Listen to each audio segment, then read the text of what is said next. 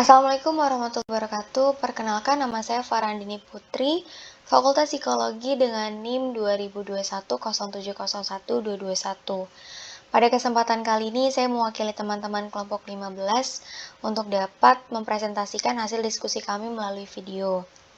Materi yang akan kami bahas adalah karya tulis ilmiah dan karya tulis non-ilmiah. Apa sih yang dimaksud dengan karya tulis ilmiah? Karya tulis ilmiah adalah suatu karya tulis yang disusun berdasarkan pendekatan metode ilmiah yang ditujukan untuk kelompok pembaca tertentu dan disajikan menggunakan format yang baku. Metode ilmiah harus mengikuti prosedur dan langkah-langkah tertentu. Adapun beberapa langkah-langkah yang harus diperhatikan dalam membuat karya tulis ilmiah antara lain: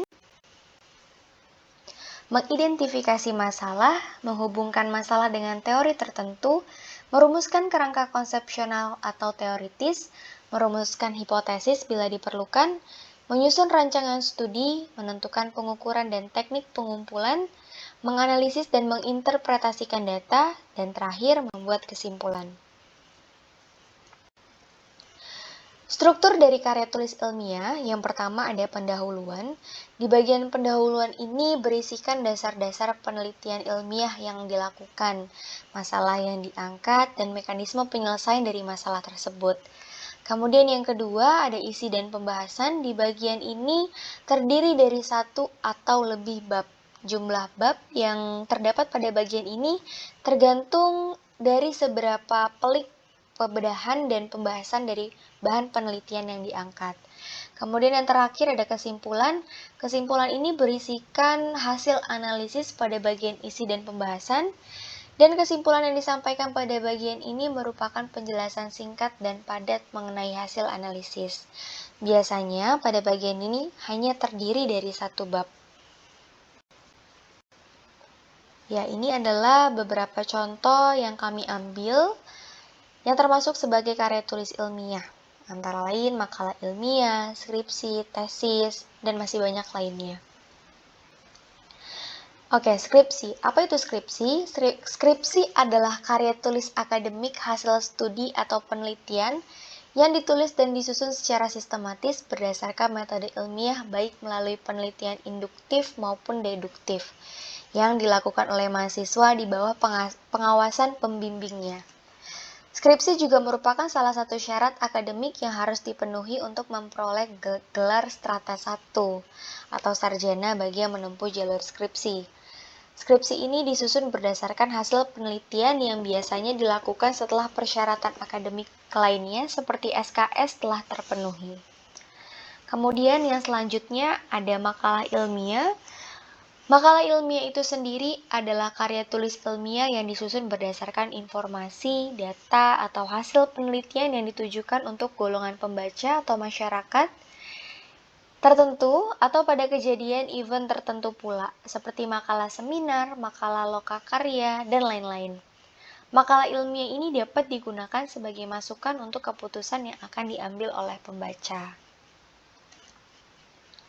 Selanjutnya ada tesis. Jadi tesis ini adalah karya tulis akademik hasil studi yang dilakukan secara mandiri, ditulis dan disusun secara sistematis berdasarkan metode ilmiah, baik melalui penelitian induktif maupun deduktif yang dilakukan oleh mahasiswa di bawah pengawasan pembimbingnya. Kemudian yang kedua, apa sih yang dimaksud dengan karya tulis non-ilmiah?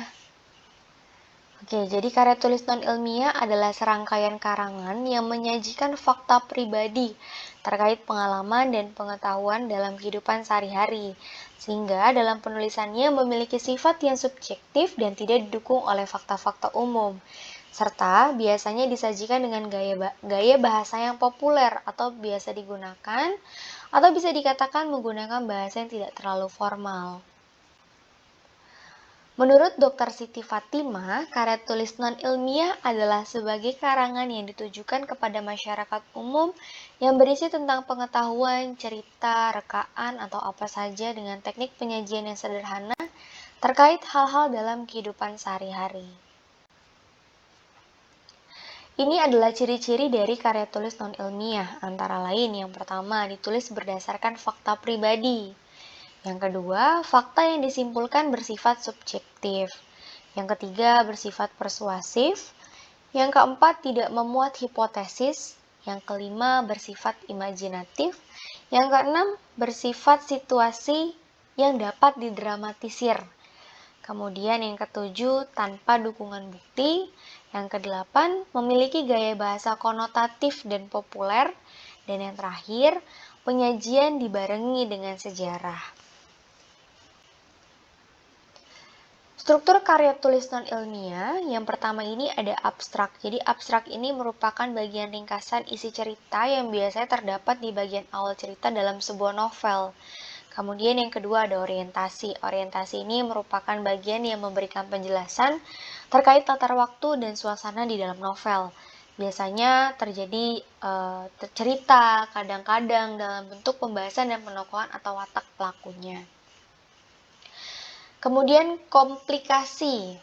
Komplikasi ini merupakan urutan kejadian yang berkaitan dengan sebab akibat, yang menunjuknya bahwa setiap kejadian terjadi karena adanya sebab dan menyebabkan timbulnya peristiwa yang lainnya dalam sebuah cerita. Selanjutnya ada evaluasi. Evaluasi ini merupakan bagian yang menunjukkan bahwa konflik yang terjadi di tahap komplikasi atau mengarah pada sebuah titik tertentu. Selanjutnya, resolusi. Resolusi merupakan bagian pada novel yang menimbulkan solusi terhadap konflik yang sedang berlangsung atau terjadi. Yang terakhir ada kode. Kode ini akhir atau penutup dari sebuah cerita pada novel. Ini ada beberapa contoh karya tulis non-ilmiah yang saya ambil, yang kelompok kami ambil. Yang pertama ada dongeng, yang kedua ada novel, dan yang terakhir ada cerpen, dan masih banyak lainnya seperti roman dan lain-lain.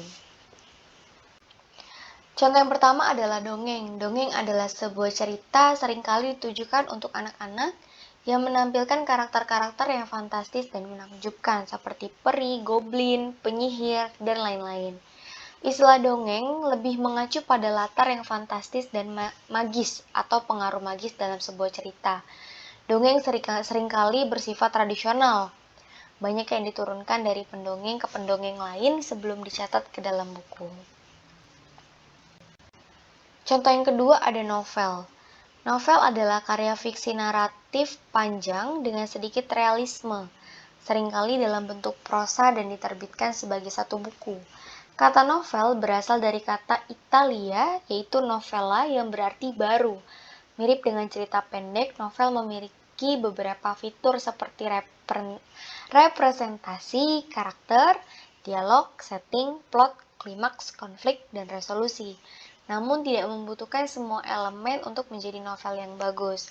Ada banyak jenis novel, termasuk diantaranya yang bergenre misteri, thriller, ketegangan, detektif, fiksi ilmiah, romantis, sejarah, realis, atau bahkan postmodern. Oke, contoh yang terakhir adalah cerita pendek atau biasa yang disingkat cerpen gitu ya. Cerpen ini adalah cerita yang berkembang sepenuhnya yang lebih pendek dari novel dan lebih panjang dari dongeng. Cerita pendek berfokus pada insiden yang lebih besar atau lebih kecil dan membangkitkan perasaan yang kuat dari pembacanya. Cerita pendek seringkali memiliki beberapa karakter di dalam plotnya. Karena cerita pendek sebagian besar merupakan narasi pendek dan memiliki sedikit ciri. Fitur standar meliputi eksposisi, komplikasi, krisis, klimaks, dan resolusi krisis. Namun, tidak semua cerpen harus mengikuti pola yang sama. Oke, jadi segini aja materi yang bisa kelompok kami sampaikan. Semoga dapat bermanfaat untuk teman-teman semuanya. Kurang lebihnya mohon maaf. Wassalamualaikum warahmatullahi wabarakatuh.